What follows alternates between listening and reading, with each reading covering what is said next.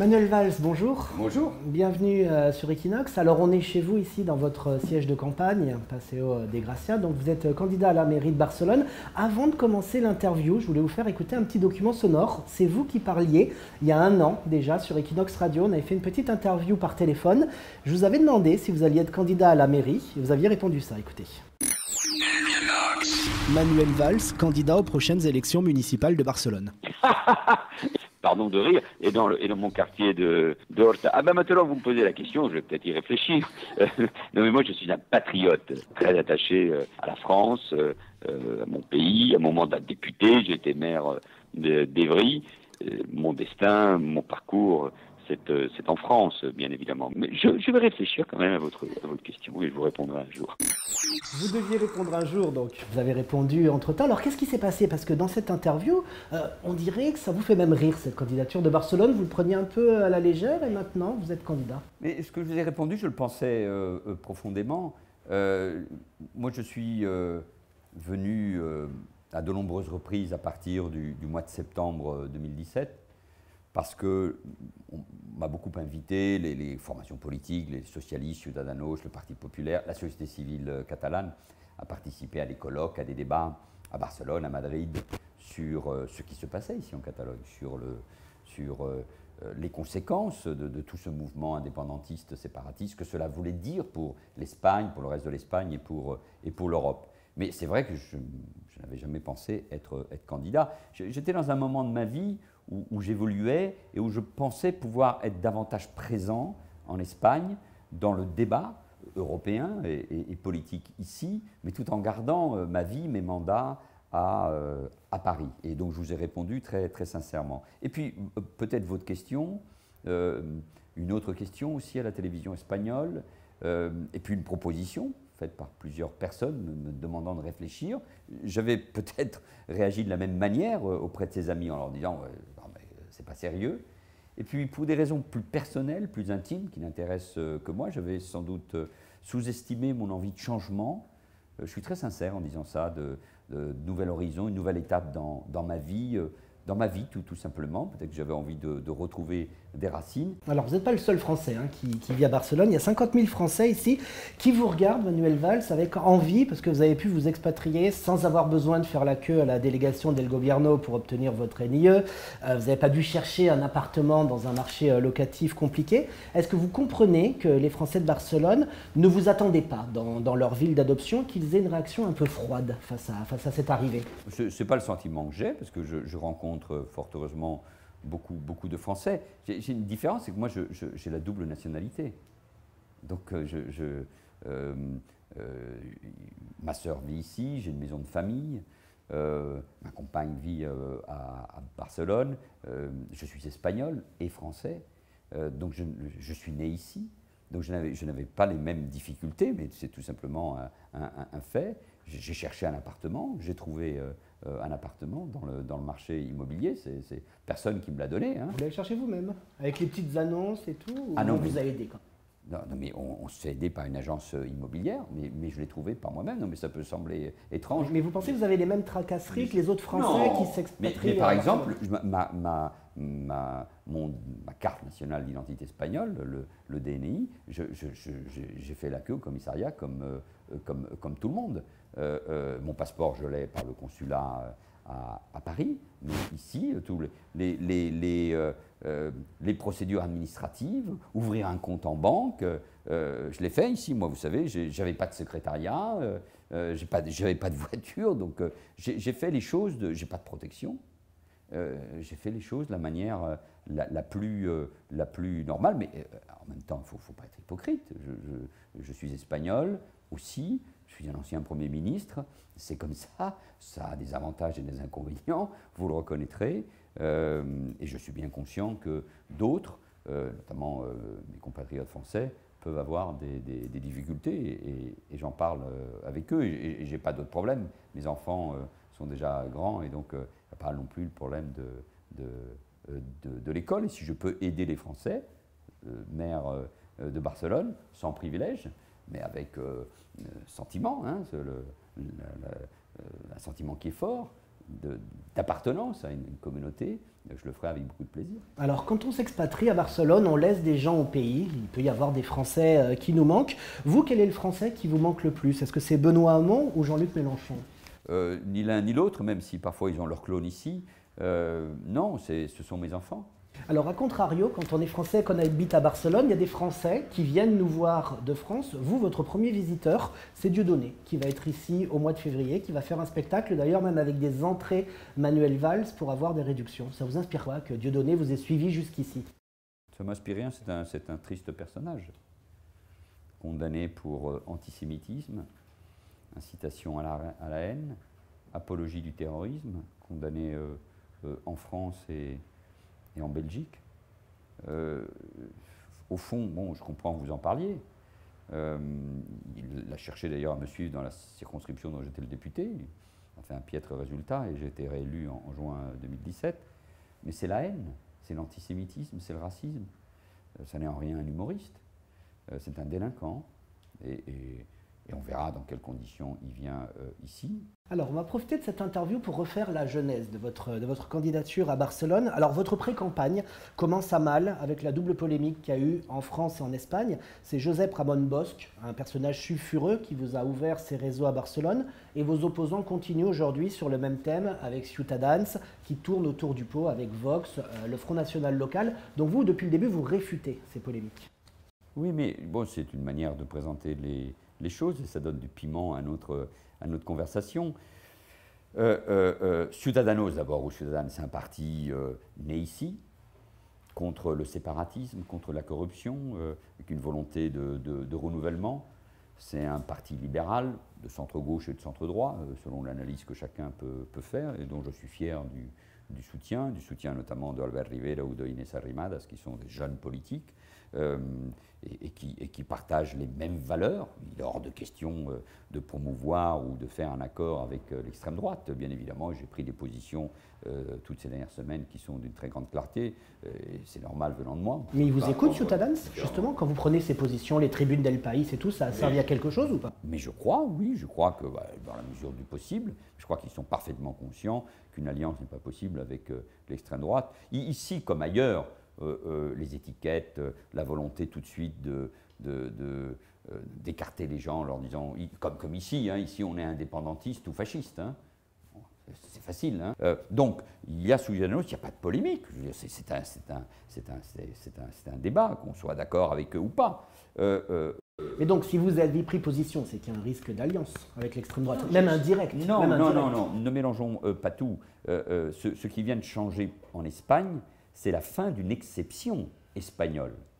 L'extrême droite, contrairement à la France, nous n'allons pas donner des leçons, nous les Français, nous vivons avec le Front National depuis 40 ans, et en Espagne, ce n'était pas le cas.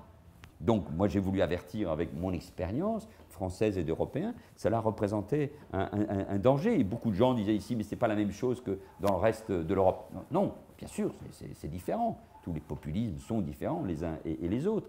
Et j'ai voulu dire que toute alliance avec ce parti, comme les alliances ici en Catalogne avec des partis séparatistes, me font penser que là, effectivement, on irait contre les valeurs, notamment les valeurs européennes. Je vous reprends sur une chose, Mon Bosch n'est pas un personnage sulfureux. Une partie de l'indépendantisme a voulu dire qu'il était sulfureux. Il n'est en rien sulfureux, ça c'est un autre débat. Ne cherchons, c'est moi que vous interviewez. Cherchons pas. Il a été le président de la société civile catalane, qui était ce grand mouvement qui a mis 1 million de personnes dans la rue le 8 octobre 2017. Très honnêtement, et je fais très attention aux campagnes diffamatoires qui visent à salir. Donc moi j'étais très fier de tous ces soutiens et de tous ceux qui m'ont aidé à préparer ma campagne. Ceux qui dirigent ma campagne ici sont des hommes ou des femmes, notamment des hommes, qui ont été les principaux collaborateurs de Pasqual Maragall et qui viennent du socialisme. Donc ça suffit, les campagnes. Alors justement, vous avez toujours lutté contre le Front National en France, contre l'extrême droite, etc. Mais en même temps, vous êtes toujours au cœur des polémiques. Ramon Bosch, c'est vrai que par exemple, il y a un livre qui est sorti sur lui avec une 20aine de pages, où il a reconnu lui-même qu'il était proche de la fondation Francisco Franco, où il y a eu... C'est entièrement faux. Mais écoutez, on ne va pas passer l'interview sur ce sujet. C'est entièrement faux. Il y a même un documentaire et un livre qui est sorti à compte d'auteur sur moi, expliquant que ma famille venait du franquisme et ou que mon grand-père a été un grand banquier suisse. Ce qui est faux. C'est des faits, c'est mensonge, c'est faux. Donc là, ce sont des éléments. Donc vous pensez que des journalistes qui écrivent sur Ramon Bost, ils mentent, ils font des livres qui sont faux. Je pense, non mais je pense que, mais c'est un problème plus général ici, c'est pour ça que je prends votre question avec sérieux, c'est que ici, je vous le disais encore il y a un instant, où vous êtes indépendantiste, ou vous êtes fasciste. C'est-à-dire que toute personne qui n'est pas d'accord avec l'indépendantisme, et moi je suis profondément en désaccord, parce que la Catalogne, elle est catalane, bien sûr, par son identité, mais elle est espagnole. Il y a le bilinguisme qui est une force, elle est européenne. Ceux qui nous expliquent que le catalan est supérieur à l'espagnol, parce que c'est écrit ainsi dans l'histoire, ce sont eux les gens dangereux. Et Bosch est un homme qui a été engagé au Parti populaire, qui n'y est plus, qui est un catalaniste par ailleurs, qui écrit formidablement bien le catalan, qui parle espagnol, qui est un historien, qui a ses idées. Mais aujourd'hui, il n'est plus au premier plan dans votre campagne. Il reste dans le public, dans les meetings, il ne vient plus. Plan, mais pas pour les raisons que vous venez de dire, parce qu'il a autre chose à faire. Il n'a jamais été question, mais il n'y a pas de problème. Moi, je m'affiche avec lui, je m'afficherai avec lui sans aucune difficulté, mais il faut lui consacrer une part importante dans notre entretien. Parce que c'était le début de la campagne, c'est la genèse, et justement on continue, où vous êtes tellement devenu célèbre à Barcelone que vous avez même eu votre sosie officiel dans l'émission de TV13 Polonia. C'est l'acteur catalan David Marsé qui joue votre rôle. Est-ce que vous avez eu l'occasion de le rencontrer? Non, j'ai eu l'occasion de le voir, mais je n'ai pas eu l'occasion de le rencontrer. C'est un programme qui est d'ailleurs assez bien fait. Ça vous fait rire? Oui, ça peut m'arriver quand il s'agit des autres, mais c'est toujours comme ça. Vous savez, j'ai eu ma marionnette au Guignol, hein, de l'info sur Canal+. Donc, on regarde toujours sa propre caricature. J'ai été caricaturé par Plantu, par le regretté Cabu. C'est comme quand on est un personnage public, et pas seulement dans la vie politique, il faut accepter la caricature. Vous savez, on vient de célébrer il y a quelques jours, commémorer plutôt les 4 années de l'attentat de Charlie. Moi, je me suis battu précisément pour le droit à la caricature des religions, bien sûr, de toutes les religions, mais aussi des politiques. Et puis c'est parfois cruel, mais c'est la démocratie, et des hommes et des femmes sont morts pour cela. Bon, donc, mais moi j'ai l'expérience, et le cuir, il est tenu. Hein. Alors, cet acteur qui est votre double, David Marsé, c'est également le double d'Artur Mas dans l'émission Polonia. Et Artur Mas, l'ancien président de la Catalogne, qui est venu dire en français sur Equinox que vous étiez un loser, que vous veniez en Catalogne parce que vous étiez fini en France, je cite le président Mas, et il paraît que ça vous a beaucoup agacé, cette déclaration d'Artur Mas. Non, je n'en avais pas connaissance. Vous l'auriez commenté en meeting? En meeting, je ne pense pas avoir commenté, j'ai fait un seul meeting, donc je suis convaincu de ne pas avoir commenté cela, mais peu importe. Il a été condamné, ce monsieur, pour ne pas avoir respecté la Constitution et les statuts espagnols et le statut de la Catalogne. Il était à la tête d'un parti, condamné pour corruption. Il est le grand responsable de la situation politique aujourd'hui et de cette confrontation au sein de la société catalane et au sein des familles. Il porte une immense responsabilité, mais moi je le qualifie ainsi comme un responsable politique. Je le connais, on se croise, on se salue. Je l'ai connu quand il était président par ailleurs de la Généralité, mais bon, je ne le traiterai pas de loser. Moi j'ai été maire, député, jamais battu dans ces fonctions, jamais. La dernière élection a été difficile, c'était la plus belle, je l'ai gagnée. J'ai été ministre, Premier ministre, j'étais battu à une primaire mal organisée, mais j'ai été battu, et le candidat qui a été désigné a terminé avec 6% à l'élection présidentielle, vous l'avez cité tout à l'heure, c'est Benoît Hamon. Non, j'avais besoin d'un changement de vie, et ça il faut le respecter. D'ailleurs, les mêmes Mas Puigdemont, le président qui est aujourd'hui à Waterloo, de la Généralité, quand j'étais politique en France et Premier ministre, faisait des tweets enthousiastes en disant « Nous avons un Catalan à Paris ». Mais le Catalan en question, c'est un Catalan, le Français, qui était à Paris. Il est né à Horta, il est né à Barcelone, il parle catalan, il a une famille catalane. Et j'aurais pas le droit de venir ici, de vivre, y compris de me présenter à des élections dans une ville aussi ouverte et aussi cosmopolite que Barcelone. Mais ça, c'est le débat politique. Moi, je peux me présenter à des élections, parce que j'ai le droit, parce que je suis espagnol et citoyen européen, les élections municipales. Lui ne peut pas se présenter à des élections avant un bon moment, parce qu'il est interdit de se présenter à des élections, parce qu'il a été condamné. Ça fait une petite différence entre les deux. Hein. Alors justement, le thème indépendantiste, vous en avez beaucoup parlé, ça fait plus d'1 an maintenant que certains des prisonniers catalans sont en détention préventive sans jugement. Est-ce que vous trouvez cette détention provisoire exagérée? Moi je comprends que ces personnes qui sont en prison souffrent, leurs familles, leurs camarades, leurs amis. 80% des Catalans sont en faveur de la libération, selon un sondage ESSOP. Oui, c'est vrai, mais ça n'a rien à voir, vous me direz, et je le reconnais. En 1981, une majorité de Français était favorable à la peine de mort et François Mitterrand a dit le contraire et il a gagné pourtant l'élection. Mais est-ce que ce ne serait pas plus sain qu'il soit dehors pour être jugé? C'est une décision de justice. C'est une décision. La justice espagnole, elle est indépendante. On peut analyser, dire que le débat politique a laissé la place au débat ou à la décision judiciaire. C'est sans doute vrai. Mais ceux qui ont, de manière... Il y a eu un débat entre eux, il y a eu des grandes tensions, il y a des très beaux livres, il y a des documentaires qui l'ont très bien expliqué au moment où ils ont pris cette décision de déclarer de manière unilatérale l'indépendance de la Catalogne. Ils savaient qu'ils violaient et la Constitution espagnole et le statut de la Catalogne et le règlement du Parlement catalan. Ils savaient à quoi ils s'exposaient. Tous savaient qu'ils risquaient la prison. C'est tellement vrai que certains sont partis à l'étranger. Donc, quand on est un responsable politique, c'est la noblesse de la mission. On sait à quoi on s'expose. Donc, après, le reste, ce sont des commentaires. Mais la justice espagnole est indépendante. Vous avez un responsable du Parti populaire qui est en prison aujourd'hui. Il est très malade, mais il est en prison. Vous avez un ancien directeur du FMI qui a été condamné, Rato, un ancien ministre des Finances espagnol, qui est en prison.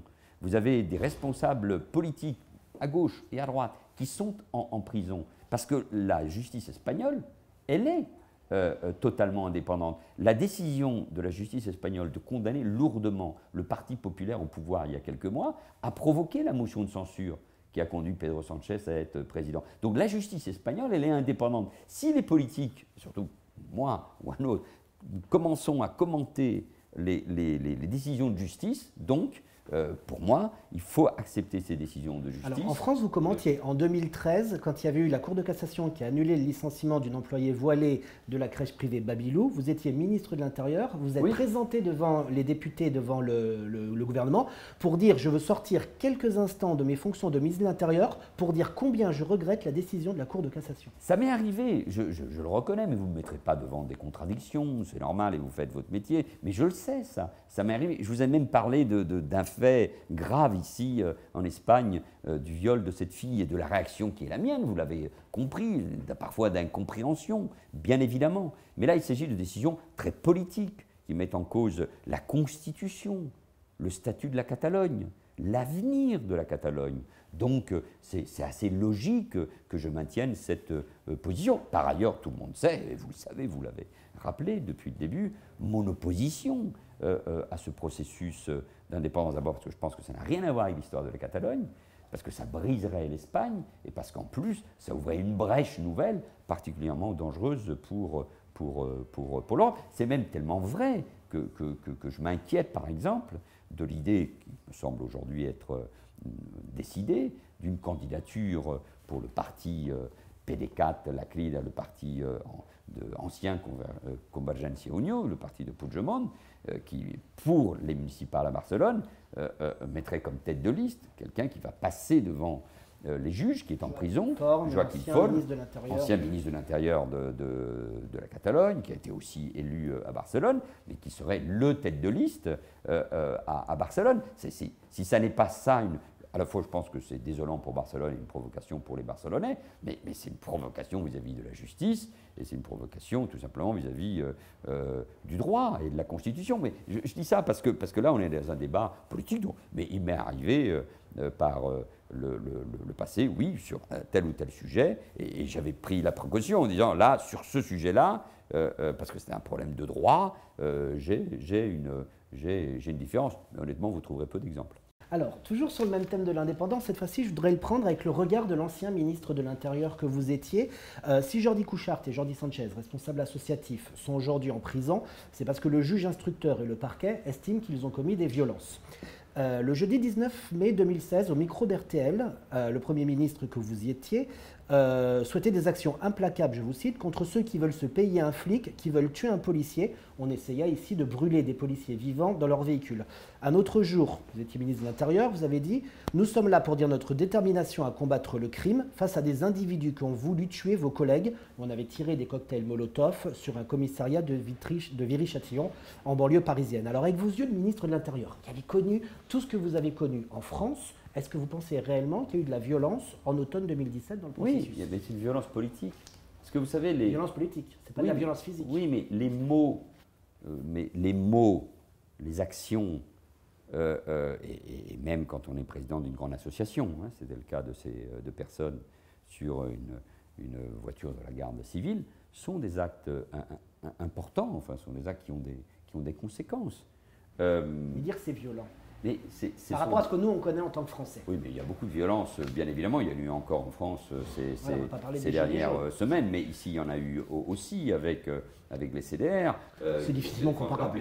C'est difficilement comparable. Ça, c'est vous qui le dites. On n'essaye pas de tuer des policiers. Et puis, il y a eu des propos insupportables de la part toujours du président de la Généralité, soutenant ces CDR. Puis il y a une division profonde dans les corps dans les forces de sécurité ici, notamment los Mossos d'Esquadra, et c'est dangereux d'une manière générale. Mais bref, je m'éloigne de votre question. Donc, encore une fois, je ne veux pas commenter dans ce moment si délicat ces décisions de justice, parce qu'encore une fois, je respecte les décisions de la justice espagnole. Alors, on continue à parler de la sécurité, cette fois-ci dans le thème municipal. Alors, même si on ne connaît pas l'insécurité qui est en France, c'est vrai qu'en ce moment, il y a une vague de délinquance qui empoisonne la vie des Barcelonais. Vous dites que c'est de la faute d'Ada Colau, la maire de Barcelone, mais quand on parle avec les Mossos d'Esquadra, la police catalane, ils expliquent que depuis les attentats d'août 2017, beaucoup d'agents sont utilisés en prévention du terrorisme, et donc il y a moins d'agents qui font la sécurité publique, et par conséquent, le niveau d'insécurité a monté. Est-ce que vous êtes d'accord avec ces Mossos ? Il y a beaucoup de causes. D'abord, Barcelone est une ville ouverte, il y a 20 millions de touristes, c'est une ville de fêtes, de plages, donc c'est plus compliqué qu'ailleurs, bien évidemment. Sans doute que la police catalane, los Mossos d'Esquadra, ont beaucoup de responsabilités. En plus, ils sont plafonnés, ils sont parfois divisés, ils sont très présents dans le reste de la Catalogne. Et puis, il y a le rôle de la mairesse, d'Ada Colau. D'abord, il faut des moyens supplémentaires pour la Guardia Urbana. Là, on parle de la police catalane, de la police de Barcelone, de la police municipale, qui est une vieille police municipale, qui connaît bien par ailleurs la ville. Donc, elle a besoin de plus de moyens. J'ai proposé de 1000 à 1500 postes supplémentaires sur un mandat. Elle a besoin de moyens techniques aussi. Il y a besoin d'une plus grande coopération. Ça a commencé dans le quartier du Alraval, une plus grande coopération entre les deux forces, Guardia Urbana et Mossos d'Esquadra, pour lutter contre le trafic de drogue, contre l'occupation des appartements par les trafiquants de drogue, contre la prostitution, qui est un phénomène qui m'inquiète tout particulièrement à Barcelone. Et puis, il faut enfin que le maire, ou la mairesse en l'occurrence, soit à la tête de cette politique de sécurité. C'est devenu le premier sujet de préoccupation des Catalans. C'est assez extraordinaire. C'est la première fois que ça arrive depuis des années. Et pas parce qu'il y a une campagne, parce que tout simplement il y a des faits. 200 000 faits d'insécurité l'année dernière. Il y a aussi l'occupation de l'espace public par ces vendeurs à la sauvette. Est-ce que ce n'est pas un phénomène global qui est lié aussi aux migrations, etc. Oui, mais il n'y a pas qu'à Barcelone. Non, bien sûr, mais le problème, c'est que l'insécurité baisse dans le reste de l'Espagne et augmente brutalement à Barcelone. Donc, et enfin, l'idéologie même d'Ada Colau et de son équipe, dont d'ailleurs la seule proposition de son parti, c'était de mettre en place une vidéoprotection, une vidéosurveillance plutôt, pour surveiller la police, fait que la police barcelonaise, la Guardia Urbana, ne se sent pas en confiance, ne se sent pas soutenue par ses responsables politiques et n'a pas le rôle qu'elle devrait avoir dans bien des domaines. Et pourtant, moi je pense qu'il faut leur faire confiance. Donc la ville a besoin, d'abord la sécurité est une valeur, on a besoin de sécurité pour la liberté, pour le commerce, pour se promener. Et puis parce que l'insécurité, je l'ai tellement dit en France, touche d'abord les plus modestes dans les quartiers populaires, les femmes qui vivent seules, les gosses qui peuvent être victimes de la drogue, les personnes âgées, etc. C'est en plus très dangereux pour l'image de la ville. Demander à tous les consulats aujourd'hui sont très inquiets de l'image de Barcelone, et ça se voit uniquement dans l'activité de renouvellement des passeports qui ont été volés avec d'autres affaires. Donc c'est devenu un vrai sujet, et pour ça il faut une réponse très très forte. À Ada Colau, où on est incapable, et pour cela il faut, oui, de ce point de vue-là, sur ce sujet comme sur d'autres, un vrai changement, et de ce point de vue-là je pense avoir une certaine expérience. Selon nos informations, il y a Anne Hidalgo, la maire de Paris, qui va venir soutenir Ada Colau pendant cette campagne. Les deux femmes sont assez proches. Est-ce que vous vous sentez déçu que la maire de Paris vienne soutenir votre rival? Non, mais ça, c'est selon vos informations. Et je vous rappelle qu'il y a un candidat socialiste ici, et qui a des liens importants aussi avec Anne Hidalgo. Anne Hidalgo fera ce qu'elle voudra. Moi, j'ai aucune déception. Alors, elle est déjà venue, hein. Il y a déjà eu des rencontres il y a 2-3 ans entre les deux femmes. Mais c'est normal, elles sont maires. Toutes les deux, elles participent à des forums. Moi, vous savez, je respecte Ada Colau. Elle est la maire de Barcelone. Je suis très respectueux, moi, des gens. Non, moi, j'ai rencontré Ada Colau, je crois pour la première fois, en compagnie d'Anne Hidalgo, à la tribune du FC Barcelone, pour le fameux match Barcelone-Paris Saint-Germain. Donc, et tout le monde se rencontre, et c'est la moindre des choses. Et quand je rencontre Ada Colau, nous embrassons, on se parle. On n'est pas dans... c'est pas la guerre. Anne Hidalgo fera ce qu'elle voudra, mais je pense qu'elle sera d'abord fidèle à sa famille. La famille socialiste, elle fait ce qu'elle veut, mais je pense qu'elle a déjà beaucoup de travail à Paris. Hein.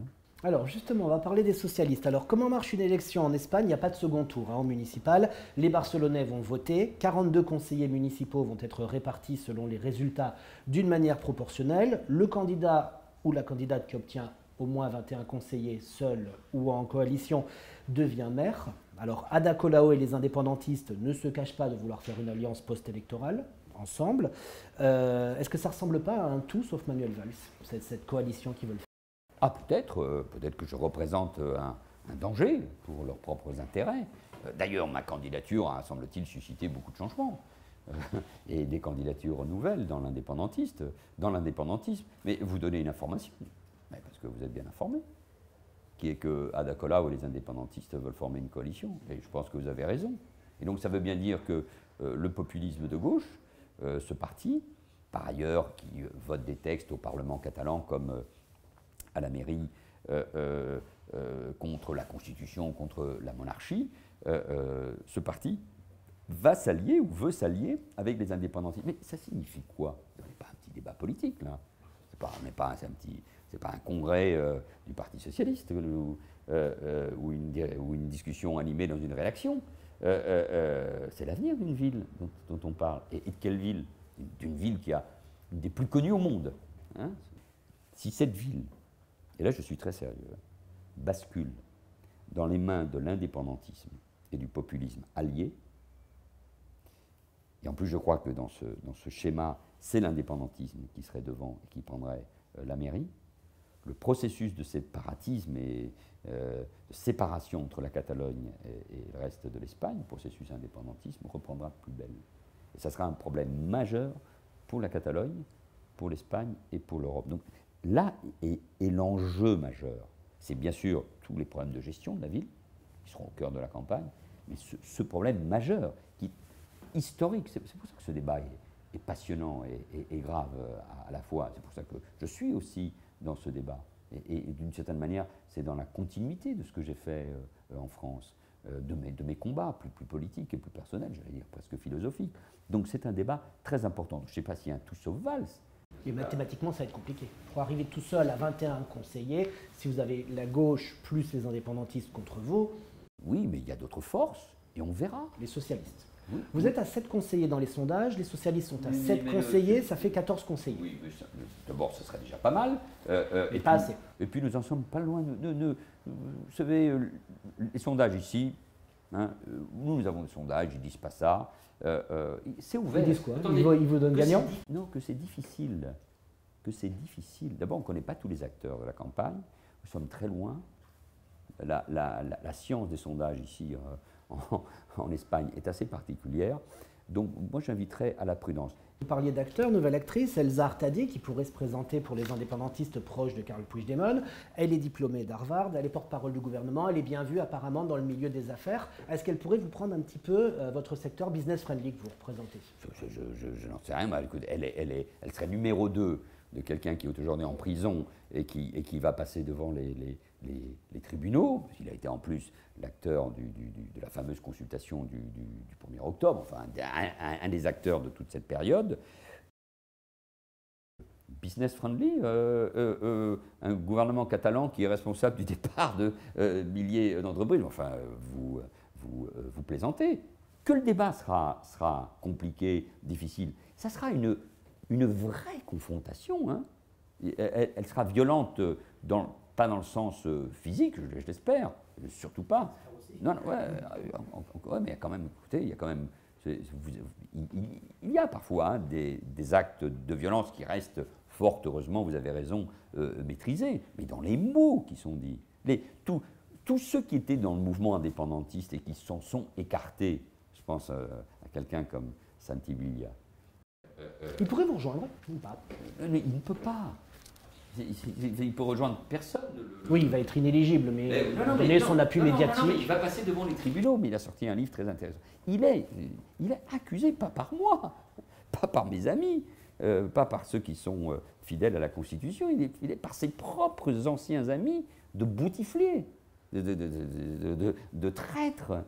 Donc c'est cette ambiance-là. Donc, quelles que soient les qualités des personnes, et heureusement il y a des gens de qualité, ce sont des indépendantistes qui ont conduit déjà la Catalogne sur une pente extrêmement savonneuse et qui conduiraient la Catalogne et Barcelone en l'occurrence, parce qu'elle serait candidate à Barcelone, au désastre économique, politique et culturel. Ça serait un désastre pour Barcelone. La vocation de Barcelone, cher monsieur, la vocation de Barcelone, c'est ce mélange magnifique entre le catalan, l'espagnol, l'ouverture. C'est une capitale latino-américaine, c'est une capitale européenne, c'est une capitale méditerranéenne. La langue, qui est une richesse et qui aujourd'hui est utilisée comme une frontière. Bon, donc c'est de tout cela dont nous devons parler. Alors pour conclure, on veut créer du lien sur Equinox. Notre prochain invité sera le candidat de gauche Ernest Maragall, le candidat indépendantiste. Ça sera le prochain invité après vous. Vous allez pouvoir lui poser une question. Alors il fera l'interview en français parce qu'il est francophone. Donc la question que vous avez envie de poser à Ernest Maragall, qui vous répondra sur Equinox. Oui, bien sûr, mais je lui pose la question. Lui, il a été ministre des Affaires étrangères, conseiller chargé des relations extérieures pour la généralité il y a peu. Et moi je lui demanderais quel est le bilan qu'il tire de son action face à une Europe qui lui a dit de manière très ferme, très claire, très nette, que l'indépendance n'est pas possible. Comment lui, qui ne parle que de république et d'indépendance, envisage-t-il, lui, Ernest Maragall, le projet d'avenir? C'est quoi son projet? Sortir de l'Espagne, sortir de l'Union européenne, sortir de la zone euro? Je ne parle même pas de l'exemple de la Grande-Bretagne et du Brexit, ce serait encore plus grave ici. C'est ça son projet pour Barcelone? Il vous répondra. J'en doute pas. Merci Manuel Valls d'avoir été sur Equinox. Merci infiniment, merci à vous, merci à tous vos éditeurs et à tous ceux qui ont regardé et entendu cette émission. Equinox Radio. Equinox Radio.